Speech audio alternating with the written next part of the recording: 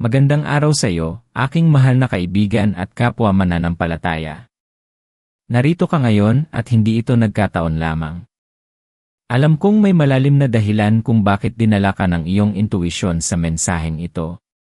Siguro nararamdaman mo ang bigat ng buhay, ang mga buhol na tila ayaw kumalas, ang mga problema na parang nagpapahirap sa iyong puso at isip. Marahil ay matagal mo nang hinahanap ang isang kasagutan, isang paraan para makaahon sa mga pinagdadaanan mo. Kung ito ang nararamdaman mo, kung mayroon kang kahit isang buhol sa iyong buhay na tila walang kalas, ipinapangako ko sa iyo, ang videong ito ay magbibigay sa iyo ng pag-asa, ng liwanag, at ng isang lihim na magpapalaya sa iyo. Hindi lang ito basta isang ordinaryong dasal. Ito ay isang mabisang paraan na ginamit ng mga santo, isang dasal na may kapangyarihang kalasin ang lahat ng buhol na gumagapos sa iyong buhay, sa iyong pamilya, sa iyong pananalapi, at sa iyong kaluluwa. Manatili ka sa akin dahil sa loob ng ilang minuto, ibabahagi ko sa iyo ang lihim na ito, kung paano ito gumagana, at kung paano mo ito magagamit para maranasan ang tunay na milagro sa iyong sariling buhay. Naiintindihan ko kung ano ang pakiramdam ng may buhol. Parang may pumipigil sa iyo na umusad, parang may nakatali sa iyong kaligayahan. Hindi lang ito tungkol sa malalaking problema tulad ng sakit, kahirapan, o mga sirang relasyon. Minsan, ang mga buhol ay nasa loob natin mismo. Ang takot na sumubok muli, ang galit na ayaw kumupas, ang pag-aalinlangan sa sarili na pumipigil sa ating potensyal. Naranasan ko rin yan at alam kong hindi ka nag-iisa. Sa mundo ngayon na puno ng ingay at pagkalito, madaling mawalan ng pag-asa. Madaling isipin na ikaw lang ang may ganitong pasan. Pero hindi. Ang bawat isa sa atin, sa iba't ibang punto ng ating buhay, ay nagdadala ng kanya-kanyang buhol. May mga buhol na galing sa nakaraan, mga buhol na galing sa mga pagkakamali, o kahit mga buhol na galing sa hindi pagkakaunawaan ng iba. Ngunit ano kaya kung sabihin ko sa iyo na mayroong isang paraan, isang debosyon, na partikular na idinisenyo para sa lahat ng buhol na ito? Isang paraan na ipinasa sa atin mula pa sa mga dakilang santo at manggagawa ng himala. Ito ay hindi lamang isang simpleng pangarap, ito ay isang katotohanan na nagbago na ng hindi mabilang na buhay at handa na ring baguhin ang iyo.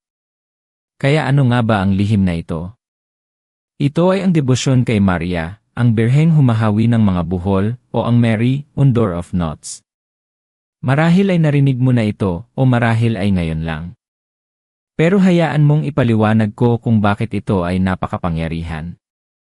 Ito ay hindi lamang tungkol sa isang dasal, ito ay tungkol sa isang matindi at malalim na pag-unawa sa papel ng Birheng Maria sa ating buhay bilang tagapamagitan. Bilang isang mapagmahal na ina na walang hanggan ang pagnanais na tulungan ang kanyang mga anak.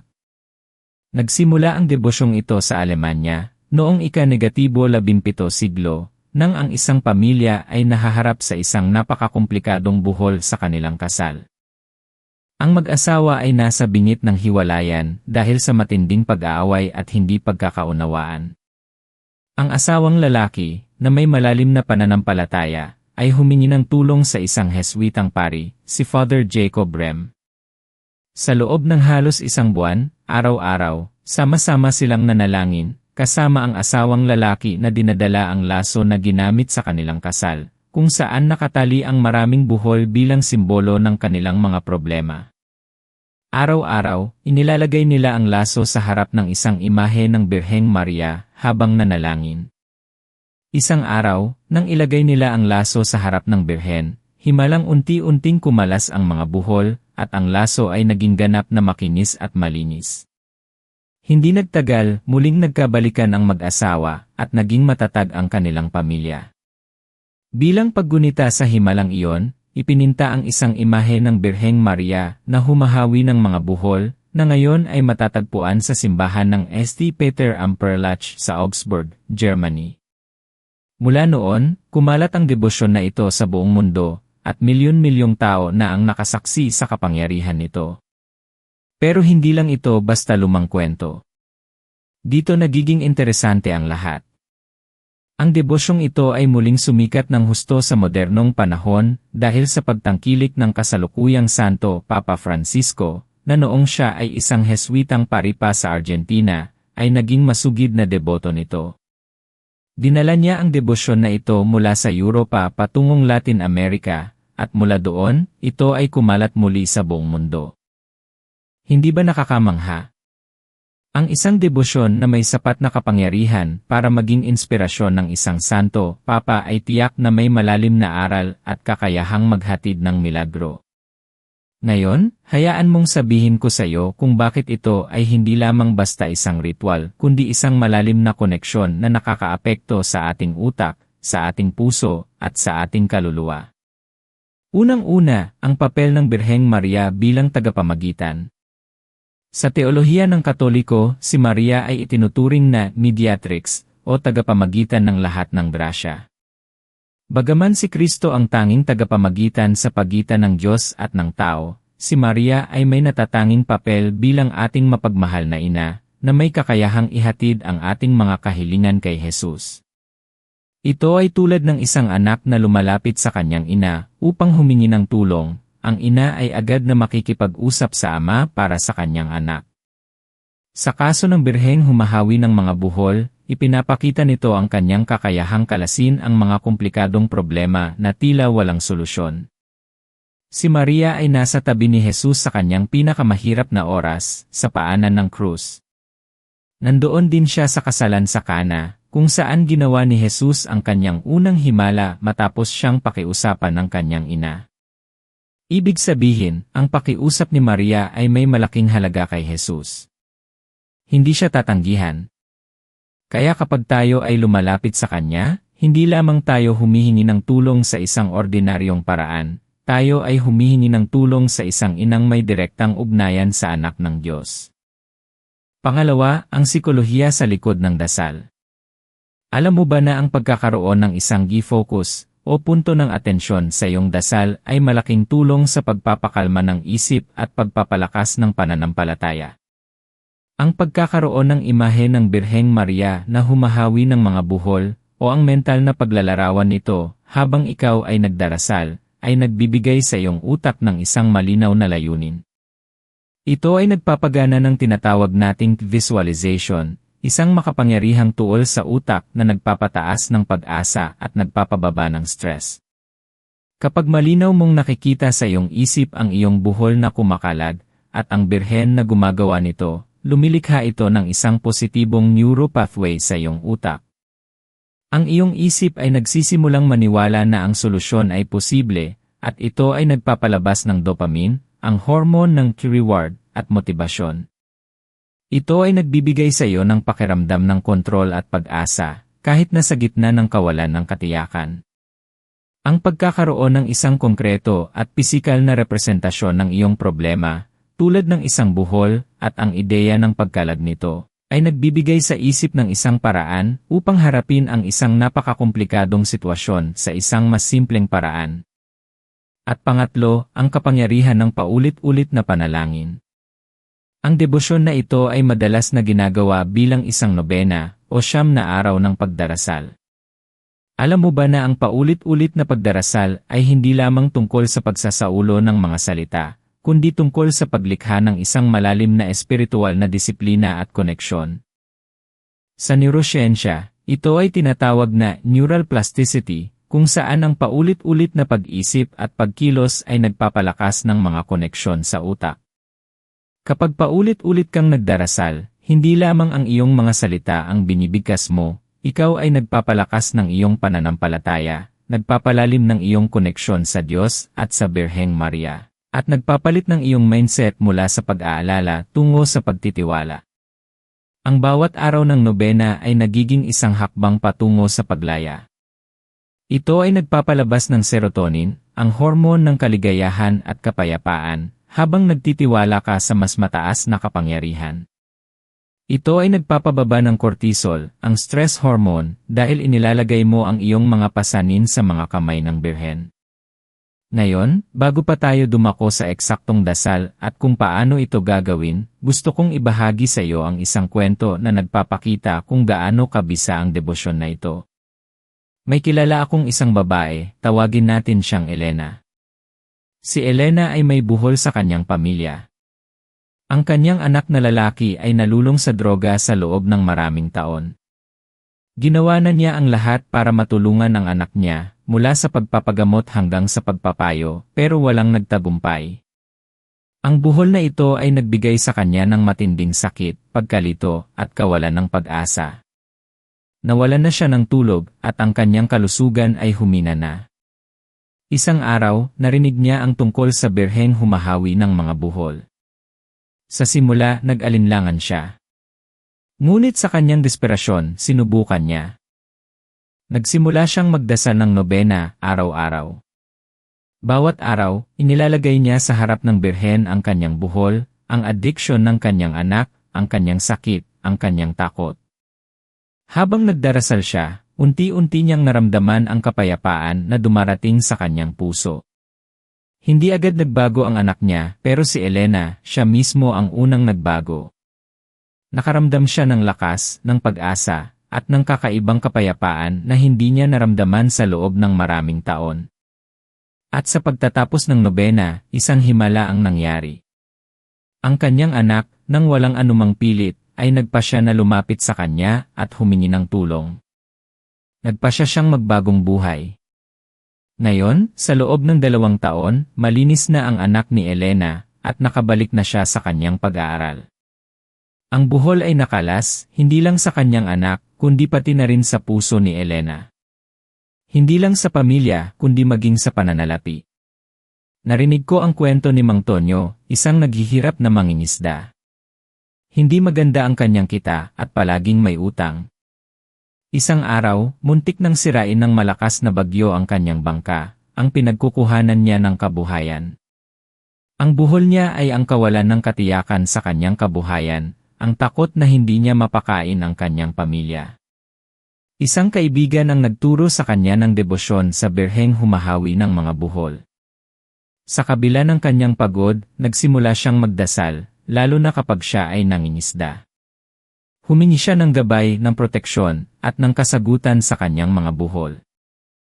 Nang hindi niya inaasahan, isang araw, habang siya ay nangingisda, nakahuli siya ng isang napakalaking isda, higit pa sa normal niyang nahuhuli, na nagbigay sa kanya ng sapat na kita para maayos ang kanyang bangka at makabayad sa kanyang mga utang. Hindi nagtagal, nakahanap din siya ng isang organisasyon na nagtuturo ng mas modernong paraan ng pangingisda at nagbibigay ng pautang para sa bagong bangka. Ang kanyang buhol sa pananalapi ay nakalas at ngayon ay mas maunlad na siya. Ito ay mga tunay na kwento ng pagbabago at ang iyo ay maaaring ang susunod. Ang mahalaga ay ang pananampalataya at ang pagtitiwala sa kapangyarihan ng dasal at ng Birheng Maria. Ang mga buhol na tila hindi na kailanman kakalas ay maaaring maging simula ng iyong pinakamalaking himala. Kung nakikinig ka ngayon at nararamdaman mo ang panginginig ng iyong kaluluwa, ang pag-asa na muling sumisibol sa iyong puso, ibig sabihin ay nasa tamang lugar ka. Ang iyong intuition ay tama. Mi contanos comentarios de on vos est asistindo, si esa mensagem est fazendo sentido para o seu coral. Isso me ajuda muito entender nossa familia aqui, criar contedos ainda mais transformadores. Mahalaga sa akin ang bawat isa sa inyo. Ngayon, paano mo gagawin ang debosyong ito? Hindi ito komplikado, pero nangangailangan ito ng sinseridad at buong pananampalataya.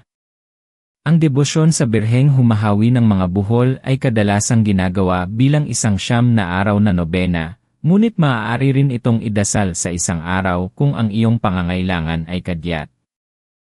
Ang mahalaga ay ang iyong pagtalima at pagtitiwala.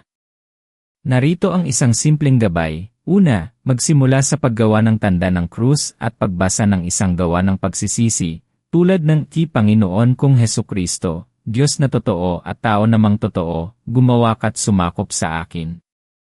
Ito ay para linisin ang iyong puso at maghanda para sa dasal. Pangalawa, magdasal ng Apostles' Creed o ang sumasampalataya. Ito ay nagpapatibay ng iyong pananampalataya. Pangatlo, magdasal ng Ama Namin at 3 Aba Ginoong Maria. Ang mga panalangin ito ay mahalaga sa bawat debosyon sa Birheng Maria. Pang-apat, basahin ang pagmumuni-muni para sa bawat araw ng nobena. Kung ginagawa mo ito sa isang araw, maaari mong basahin ang lahat ng pagmumuni-muni o pumili ng isa na pinakaangkop sa iyong buhol. Ang bawat pagmumuni-muni ay nagbibigay ng inspirasyon at nagpapalalim ng iyong pag-unawa. Pang-5, magdasal ng isang Glory Be o luwalhati. Pang-6, at ito ang pinakamahalaga, ilagay ang iyong buhol sa harap ng Birheng Maria. Sa puntong ito, pangalanan ang iyong buhol. Maging tiyak. Ito ba ay buhol sa iyong relasyon sa iyong asawa? Sa iyong anak? Sa iyong pananalapi? Sa iyong kalusugan? Sa iyong pag-iisip? Sa iyong pananampalataya? Sabihin mo ang iyong buhol at magdasal ng espesyal na dasal sa Birheng humahawi ng mga buhol. Narito ang isang bersyon ng dasal na iyon, O mahal na Birhen Maria, inang may busilak na puso, ina ng ating Diyos at ina namin, ikaw na humahawi ng mga buhol sa buhay ng iyong mga anak. Iunat mo ang iyong mapagkalingang kamay sa akin. Ngayon, inilalagay ko sa iyong mga kamay ang buhol na ito. Walang sinumang, kahit ang masama, ang makakakuha sa iyo ng aming mga problema. Sa iyong grasya, at sa iyong pagpapakumbaba, inilalagay ko ang buhol na ito sa iyo. Inang Maria, pakinggan mo ang aking panalangin, at ako ay iyong tulungan na mahawi ang buhol na ito. Sa pamamagitan ng iyong anak na si Hesukristo, aming Panginoon, at ng Espiritu Santo. Amen. Ulitin ang dasal na ito ng ilang beses na may buong pagtitiwala. Pang-7, pagkatapos ng iyong dasal, magdasal ng Iaba Ginoong Maria at Glory Be ng 3 beses. Pang-8, magtapos sa paggawa muli ng tanda ng krus.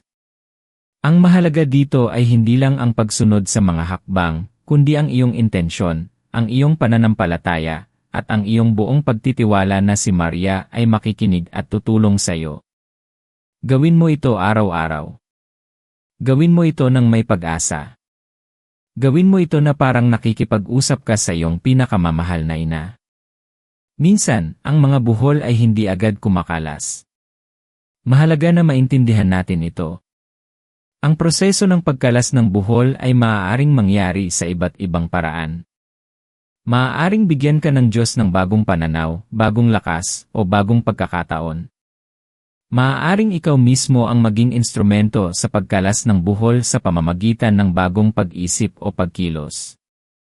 Tandaan, ang pananampalataya ay hindi lamang tungkol sa paghihintay ng himala, ito ay tungkol sa pagkilos ng may pagtitiwala. Kung minsan, ang buhol ay hindi lang basta mawawala, minsan, ang buhol ay nagiging aral, at ang pagkalas nito ay ang iyong pagbabago sa iyong sarili. Maaaring ang buhol ay ang pagpapatawad sa iyong sarili o sa iba. Maaaring ang buhol ay ang pagtanggap sa isang sitwasyon at paghahanap ng kapayapaan sa gitna nito. Ano man ang mangyari, ang iyong pananampalataya ay laging lalago, at ang iyong koneksyon sa Birheng Maria ay laging lalalim. May mga tao na nag-isip, ano kaya kung hindi ko malas ang buhol ko? Ang tanong na iyan ay natural. Ngunit ang sagot ay simple, ang pananampalataya ay hindi tungkol sa pagsisigurado ng isang tiyak na resulta, kundi sa pagtitiwala sa isang mas mataas na plano. Gaya ng sinasabi sa Jeremias 20:11, sapagkat alam ko ang mga plano ko para sa iyo, sabi ng Panginoon, mga planong para sa ikabubuti mo at hindi sa ikasasama mo, para bigyan ka ng kinabukasan na may pag-asa. Kahit na hindi kumalas ang buhol sa paraan na inaasahan mo, hindi ito nangangahulugang hindi ka pinakinggan. Nangangahulugan lamang ito na may mas malaki at mas mainam na plano ang Diyos para sa iyo. Ang debosyong ito ay hindi lamang tungkol sa pagkalas ng isang buhol, ito ay tungkol sa pagpapalalim ng iyong relasyon sa Diyos at sa Kanyang Ina, na magbibigay sa iyo ng kapayapaan na higit sa anumang pangunawa, kahit na may mga buhol pa rin sa buhay. Ang pagkakaroon ng pananampalataya ay nangangahulugang pagtitiwala na anuman ang mangyari, ikaw ay protektado at pinamumunuan ng banal na espiritu. Ang iyong potensyal ay napakalaki, at ikaw ay nilikha para sa isang layunin na higit pa sa iyong mga pinakamasarap na pangarap. Isipin mo ang iyong sarili, ilang buwan mula ngayon. Ang mga buhol na pinagpapawisan mo ngayon ay nakalas na. Ang iyong puso ay magaan, ang iyong isip ay payapa, at ang iyong kaluluwa ay puno ng kagalakan at pasasalamat. Maaaring hindi ito magiging madaling paglalakbay, ngunit sa pamamagitan ng pananampalataya at sa tulong ng Birheng Maria, ikaw ay magtatagumpay. Ikaw ay may kakayahang lumampas sa anumang hamon. Ang Birheng Maria, ang Undor of Knots, ay handang tulungan ka. Ang kailangan mo lang gawin ay lumapit sa kanya ng may buong puso. Tandaan mo na ikaw ay mahalaga, ang iyong mga buhol ay hindi tumutukoy sa iyo, at ang iyong kwento ay hindi pa tapos. Sa katunayan, ito ay nagsisimula pa lamang, patungo sa isang mas maganda at mas malayang kinabukasan. Ang iyong pinakamahusay na bahagi ay darating pa. Mayroon ka ng lahat ng kailangan mo sa loob mo. Ngayon, bago natin tapusin ang pag-uusap na ito, gusto kong mag-alay ng isang espesyal na panalangin para sa iyo, para sa iyong mga buhol, at para sa iyong paglalakbay. Isara mo ang iyong mga mata kung komportable ka, o tumingin ka lang sa isang punto sa iyong kwarto, at hayaan mong ang mga salitang ito ay tumagos sa iyong puso. Mahal na Birheng Maria, inang humahawi ng mga buhol, lumapit kami sa iyo ngayon, ang iyong mga anak, na may mga pusong puno ng pag-asa at pagtitiwala. Pinasasalamatan ka namin sa iyong walang hanggang pag-ibig, sa iyong patuloy na pag-aalaga, at sa iyong papel bilang aming tagapamagitan kay Hesukristo. Sa oras na ito, inilalagay namin sa iyong mga mapagkalingang kamay ang lahat ng buhol sa aming buhay. Ang mga buhol ng kawalan ng pag-asa, ng kalungkutan, at ng pag-aalala. Ang mga buhol sa aming mga relasyon, sa aming pamilya, at sa aming mga mahal sa buhay. Ang mga buhol ng karamdaman, ng kahirapan, at ng kawalan ng kapayapaan sa aming puso at isip. Ang mga buhol ng takot, ng pag-aalinlangan, at ng kawalan ng kakayahan na magpatawad. O mahal na ina, tingnan mo ang aming kalagayan. Sa iyong busilak na puso at sa iyong malalim na pag-unawa, ipinapakiusap namin na iyong kalasin ang bawat isa sa mga buhol na ito. Hayaan mong ang iyong mga kamay, na puno ng grasya, ay hipuin ang mga bahaging iyon ng aming buhay na tila walang kalas. Bigyan mo kami ng pananampalataya na magpatuloy, ng lakas na humarap sa bawat hamon, at ng kapayapaan na magtiwala sa plano ng Diyos para sa amin. Tulungan mo kaming magpatawad, magpalaya, at tanggapin ang pag-ibig at pagpapala na inihanda ng Diyos para sa amin. Naway sa pamamagitan ng iyong pamamagitan, maranasan namin ang ganap na kalayaan at ang kagalakan ng isang buhay na walang buhol. Patnubayan mo kami, O Birhen Maria, sa bawat hakbang ng aming paglalakbay. Ipinapanalangin namin ang lahat ng ito sa pamamagitan ng iyong anak, si Hesukristo, aming Panginoon, kasama ng banal na Espiritu, iisang Diyos, magpakailanman. Amen. Kung naantig ka sa mensaheng ito, at kung naramdaman mo ang kapangyarihan ng dasal na ito, huwag mong kalimutan na i-like ang video na ito at mag-subscribe sa channel. Pindutin mo rin ang notification bell para lagi kang updated sa aming mga bagong nilalaman na magbibigay inspirasyon at pagbabago sa iyong buhay. Ang iyong suporta ay nakakatulong sa amin na maabot ang mas maraming tao na nangangailangan ng pag-asa. I-share mo rin ang videong ito sa iyong mga kaibigan at pamilya na alam mong may mga buhol din sa kanilang buhay. Magkasama nating ipalaganap ang pag-asa at ang kapangyarihan ng pananampalataya. At huwag kang mag-atubiling mag-iwan ng komento sa ibaba kung anong buhol ang ipinapanalangin mo, o kung anong kwento ng pagbabago ang gusto mong ibahagi. Ang iyong mga kwento ay nagbibigay inspirasyon sa amin at sa buong komunidad.